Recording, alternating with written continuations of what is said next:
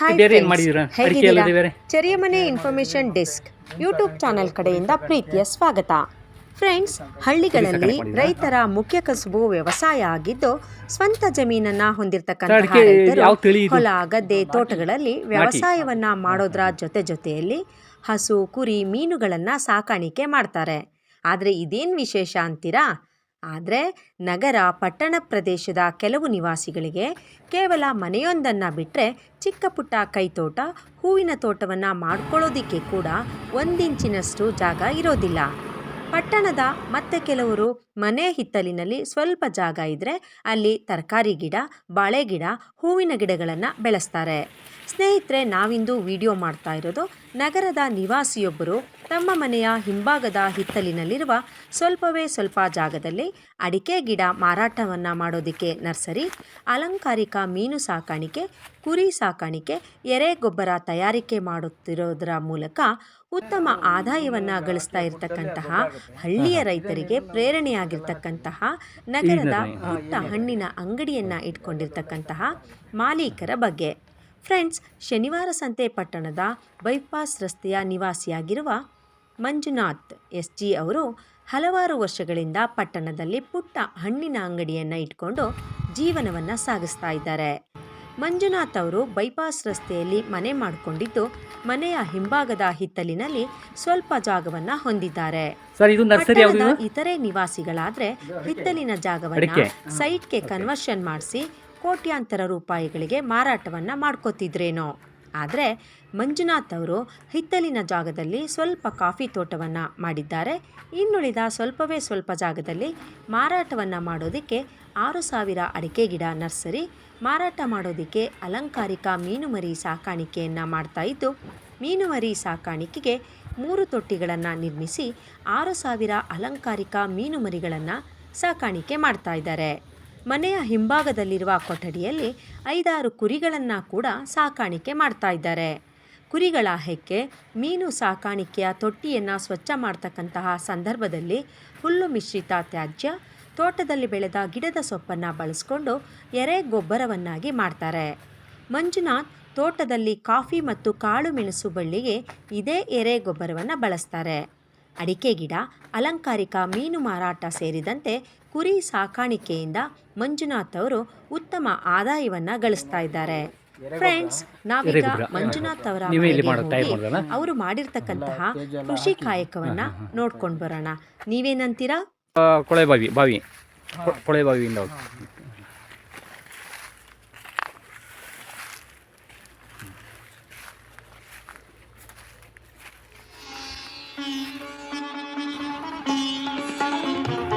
Sir, ಇದು nursery ಯಾವುದು? ಇದು ಅಡಿಕೆ.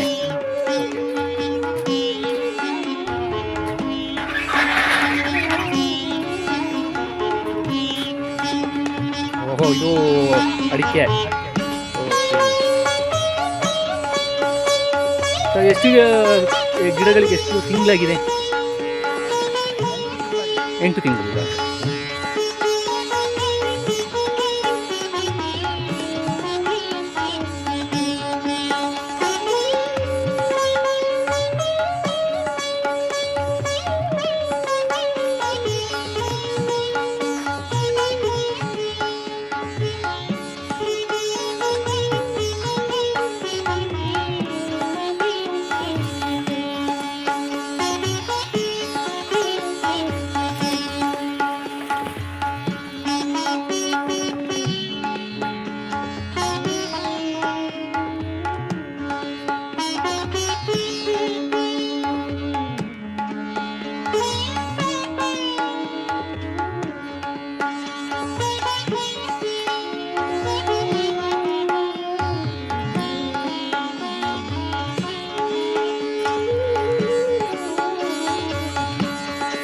ಸರ್, ಇದರ ನಿರ್ವಹಣೆ ಯಾವ ರೀತಿ ಅಂದರೆ ನೀವು ಆಹಾರ ಹೇಗೆ ಹಾಕ್ತೀರಾ?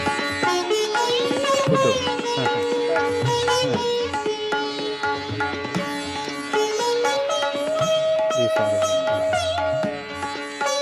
ಸರ್, ಈಗ ನೀರು ಯಾವ ರೀತಿ ಸರ್? ಇದನ್ನ ಬೋರ್ವೆಲ್ಲ ನೀರು ಬಿಡೋದಕ್ಕೆಲ್ಲ? ಹಾಂ.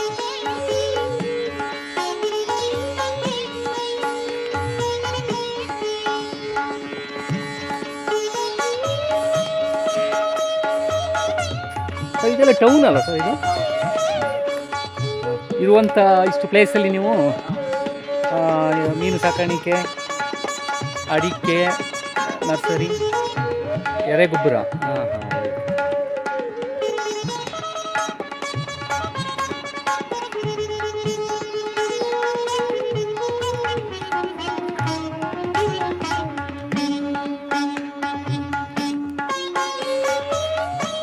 ಇವೆಲ್ಲ ಅಲ್ವಾ, ಎಲ್ಲ ಸೇರಿ 2,000 ಇರೋದಾ?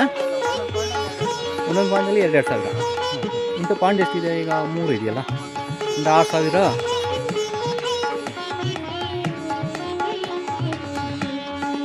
ಸರ್ ಇದರ ನಿರ್ವಹಣೆ ಯಾವ ರೀತಿ ಅಂದರೆ ನೀವು ಆಹಾರ ಹೇಗೆ ಹಾಕ್ತೀರ? ಫುಡ್ಡು. ಹಾಂ ಹಾಂ ಹಾಂ. 3,000 ಅಜೋಲ ಅಲ್ಲ?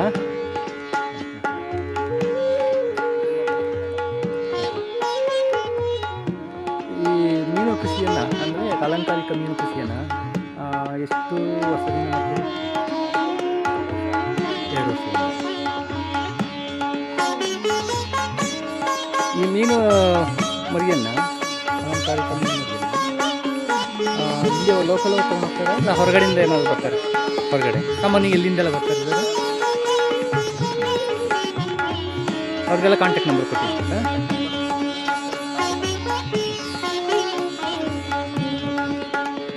ಸರ್ ಈಗ ನೀರು ಯಾವ ರೀತಿ ಸರ್? ಇದನ್ನ ಬೋರ್ವೆಲ್ಲ ನೀರು ಬಿಡೋದು ಅಲ್ಲ?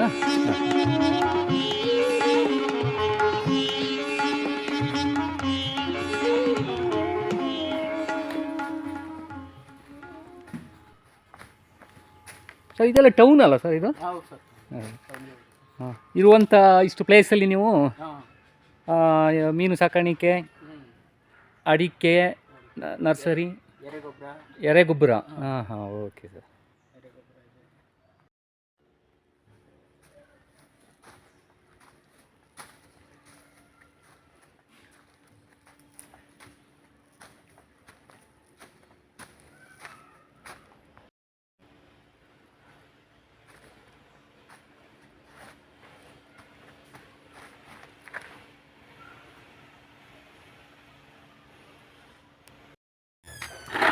ಸರ್ ಇದು ಕುರಿ ಅಲ್ಲ?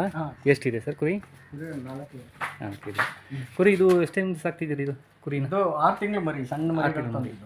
ಹಾಂ, ಈಚೆಗೆ ಸಾಕಾಣಿಕೆ ಮಾಡಿದೆ ಇದು? ಹಾಂ, ಇದು ಈಚೆಗೆ ಮಾಡಿದ್ದು. ಹಾಂ, ಓಕೆ. ಇವನ್ನೆಲ್ಲ ಹೊರಗಡೆ ಇದು ಮಾಡೋದಲ್ಲ, ಬರೀ ಇಲ್ಲಿ ಬಂದು ಫುಡ್ ಎಲ್ಲ ಇದೆ? ಎಲ್ಲ ಫುಡ್. ಸೊಪ್ಪು ಎಲ್ಲ ಎಲ್ಲಿ ತರ್ತೀರಿ? ಸೊಪ್ಪು ಅಲ್ಲಿ ತರಕಾರಿ ಸೊಪ್ಪು ಸಿಕ್ಕತ್ತೆ. ಹಾಂ, ಕುರಿ ಫುಡ್ಡು ಅಂತ ಬರುತ್ತಾ? ಅದನ್ನು ಹಾಕ್ತೀರಾ? ಹಾಂ ಹಾಂ. ಇನ್ನು ಸಾಕಾಣಿಕೆ ಮಾಡ್ತೀರಾ? ಇನ್ನು ಮಾಡ್ತೀರೇನು? ಸದ್ಯಕ್ಕೆ ಕೊಟ್ಟಿದ್ದೀವಿ ಈಗ. ಹಿಂದೆ ಕೊಟ್ಟಿದ್ರಾ? ಹಾಂ, ಮಾರಿದ್ವಿ. ಸರ್ ಹೇಗೆ ಮಾಡ್ತೀರಿ ಸರ್ ಇದು? ಇದೆಲ್ಲ ಕುರಿದು ಮತ್ತು ತೇಜ ಇರ್ದಿದ್ದೆಲ್ಲ ಕಸ ಕಡ್ಡಿಗಳೆಲ್ಲ ಹಾಕಿ ಹಾಂ, ಎರೆ ಗೊಬ್ಬರ ಆಗುತ್ತೆ. ಹುಳಗಳಿದೆ, ಗೊಬ್ಬರ ಆಗುತ್ತೆ. ಇದನ್ನು ನೀವು ಸೇಲ್ ಮಾಡ್ತೀರಾ? ಇಲ್ಲ ಇಲ್ಲ, ಇದು ನಮ್ಮ ತೋಟಕ್ಕೆ ಒಂದು ತೋಟ ಇದೆಯಾ ನಿಮ್ಮಲ್ಲಿ? Okay sir. ಸರ್ ಈ ತೋಟಕ್ಕೆ ಆಗ ನೀವು ಇದನ್ನೇ ಉಪಯೋಗಿಸೋದು? ಅಂದರೆ ಸಾವಯವ ಗೊಬ್ಬರ ಅಂತ ಆಯ್ತಲ್ಲ ಸರ್ ಇದಲ್ಲ? ಅದೇ ಥರ. ಹಾಗೆ ಕೆಮಿಕಲ್ ಮ್ಯಾನ್ಯೂ ಯೂಸ್ ಮಾಡಲ್ವಾ? ಹೌದಾ? ಓಕೆ. ಎಷ್ಟಿದೆ ಸರ್ ತೋಟ? ತೋಟ ಒಂದು 2 ಎಕರೆ ಅಷ್ಟು ಬರುತ್ತೆ ಸರ್. ಇದು ತೋಟನಾ? ಹಾಂ.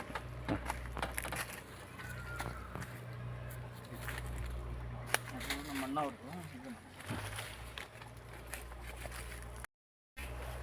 ತೋಟಕ್ಕೆ ಹೆಚ್ಚಿನ ಪ್ರಮಾಣದಲ್ಲಿ ಸಾವಯವ ಗೊಬ್ಬರ ಅಂದರೆ ಎರೆಹುಳು ಗೊಬ್ಬರವನ್ನು ಹಾಕ್ತೀರಾ?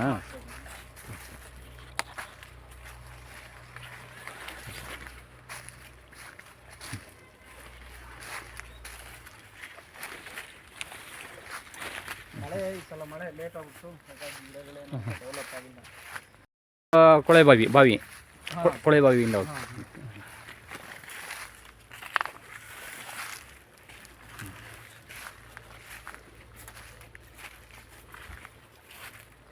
ಒಳ್ಳೆ ಮೆಣಸಿಗೂ ನೀವು ಎರೆ ಗೊಬ್ಬರ ಕೊಡ್ತೀರಾ? ಎರೆ ಗೊಬ್ಬರ. ಓಕೆ.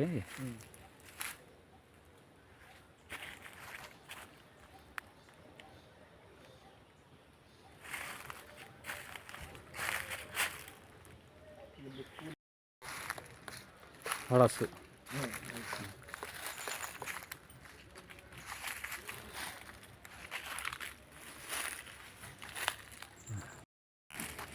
ಸರ್ ಕೆಲಸ ಲೇಬರ್ಸ್ಗಳೆಲ್ಲ ಹೇಗೆ ನೀವೇ ಮಾಡ್ತೀರಾ ಅಲ್ಲ? ಸೇರಿಕೊಂಡು ನಮ್ಮ ಜೊತೆಗೆ ಸ್ವಲ್ಪ ಒಂದು 2-3 ಜನ ಸೇರಿಸ್ಕೊಂಡು ಮಾಡ್ತೀವಿ. ತೋಟದ ಕೆಲಸ ಪ್ಲಸ್ ಅಲ್ಲಿ ನರ್ಸರಿ ನರ್ಸರಿ ಎಲ್ಲ. ಎಲ್ಲ.